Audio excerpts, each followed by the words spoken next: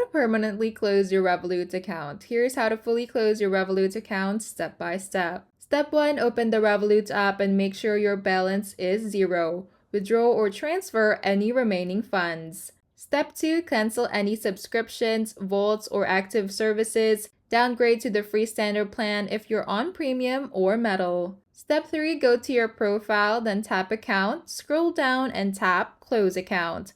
Follow the prompts to finish. Step 4. If the button doesn't appear or you're locked out, contact Revolut support through the app or email them. If you can't access the app or prefer doing it outside the app, send an email to support@revolut.com with the subject request to close account. Include your full name, phone number linked to the account, and the reason for closure. Once done, your account will be deactivated and you'll get a confirmation. I hope this video helped you. If it did, feel free to like and subscribe. It really supports the channel, and if you've got a question, just drop it in the comments.